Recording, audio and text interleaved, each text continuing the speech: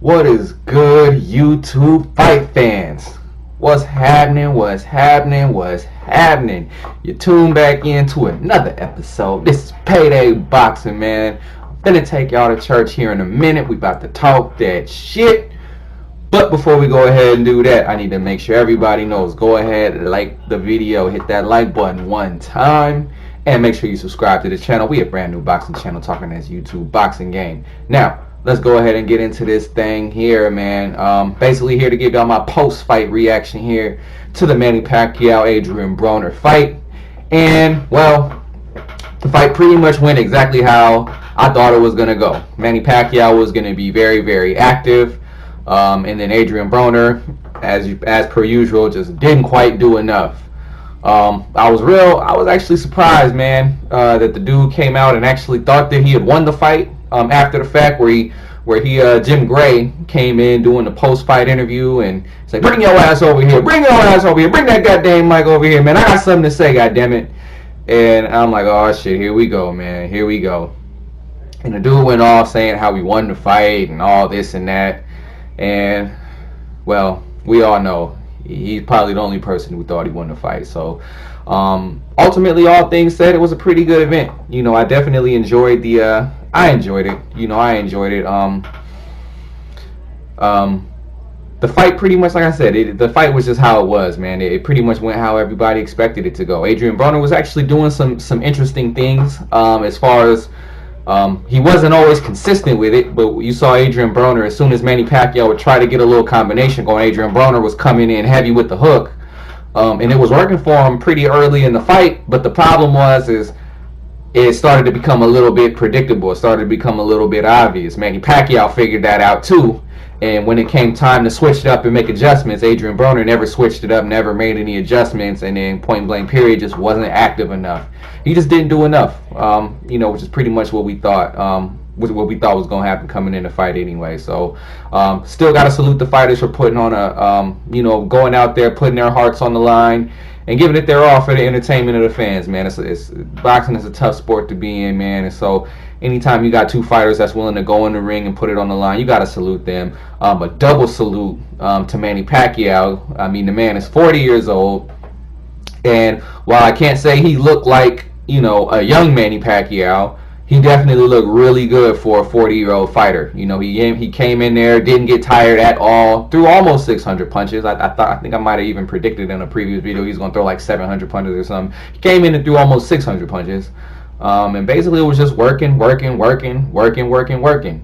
Pacquiao is, he's one of those guys where you cannot let him come in there and start throwing combinations at you, because before you know it, he's going to rattle off 4, 5, 6 punches and he's going to be on your ass.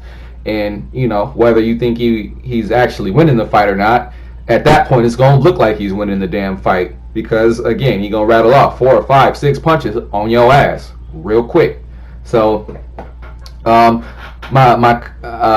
also thought it was interesting. If you haven't seen the post-fight interview, man, Adrian Broner actually doubled down on the fact that he thought he won the fight. So through and through, this man actually really feels that he won the fight. And, well, that's Adrian Broner for you guys. AB, about the bullshit. A-bum, average boxer. That's just what it is, at the end of the day, you got to give him credit, because Adrian Broner, he does. He had mentioned something in a post-fight interview. If you look at all his most recent fights, he does. He fights top fighter after top fighter after top fighter after top fighter. So, he doesn't sit here and take these light touches and dance around and take bullshit fights. So I tip my hat to AB for that, for always being in big fights, always being in top tier fights that fans want to see, whether he wins or loses.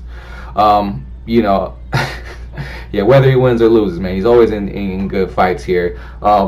I did have some comments on some of the undercard fights too, man. Rashid Warren and the Abu Dhabi. I probably said his name wrong, but I thought that was a pretty interesting fight. Rashid Warren, he kind of looked like Adrian Broner in that fight to me, and not style-wise, but when it came time to give it that extra gear, to put in to do that little bit extra, he just didn't seem to have it. Abu Dhabi just had an answer for everything he did, and ultimately outpointed him. I did think Abu Dhabi ended up edging him in that fight, probably 7 or 8 rounds. I think Abu Dhabi ended up winning. I thought that fight was pretty entertaining. You could tell it was definitely 2 high-level fighters as far as from an Olympic standpoint, getting in there, mixing it up, and 2 southpaws too. So that was definitely an interesting, made it an interesting matchup as well. But definitely salute to Abu Dhabi, taking the you know, for the Moroccan people, supporting and repping for the Moroccan people, and taking the title back to France. You know, got to salute Abu Dhabi for that. The Marcus Brown Badou Jack fight, on the other hand, that fight I wasn't really digging that fight. And don't get me wrong, it was actually a pretty solid fight, man. Marcus Brown looked really well. He looked really well. I mean, the guy looks like he's got some looks like he's got something to work with. Marcus Brown. He definitely looks like he's a good, solid contender, a solid competitor, up and comer. I look for him to do bigger and better things. Badou Jack, man, I thought they honestly should have stopped that fight. Maybe not right when he got the cut, but a couple rounds after he got the cut and he saw his face, the shit was just leaking and leaking and leaking.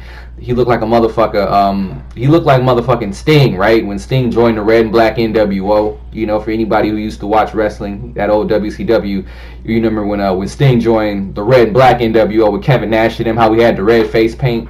That was motherfucking Badou Jack, man. The man looked like, I mean, goddamn, he looked like a clown. But instead of with a white face, he had an all red face, man, and it was pretty disgusting. I really thought they should have stopped the fight.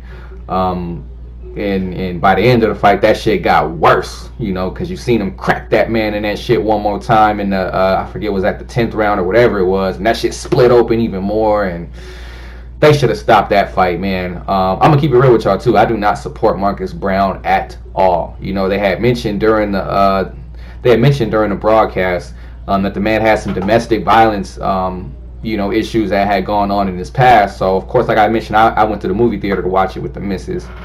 You know, glad I didn't pay the $75 for it. You know, $20 a ticket. You know, but they mentioned he had some domestic violence issues, man. And so I'm like, really? What?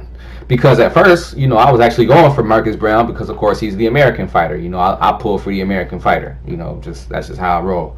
But I pull up on my phone real quick. I'm like, what's these domestic violence issues? This man has 3 different counts of domestic violence issues that he done had, and 2 that he done pled guilty to. I forget what happened in the 3rd case, but his baby mama got a goddamn restraining order on this dude.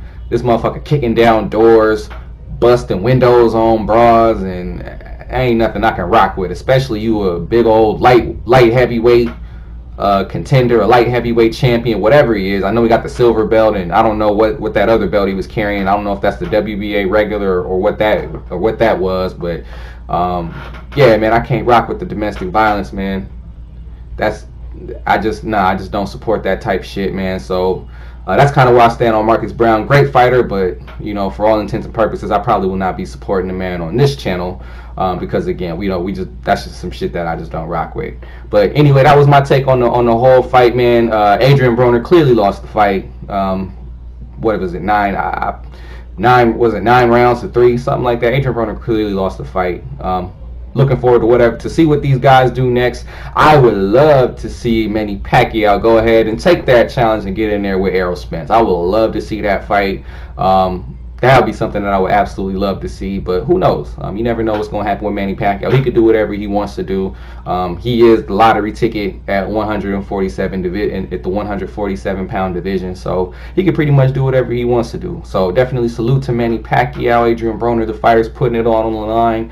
This is Payday Boxing. Make sure you like the video, subscribe to the channel, drop me a comment in the comment section below. To the next video, let the church say amen. Peace to y'all, and I'm out.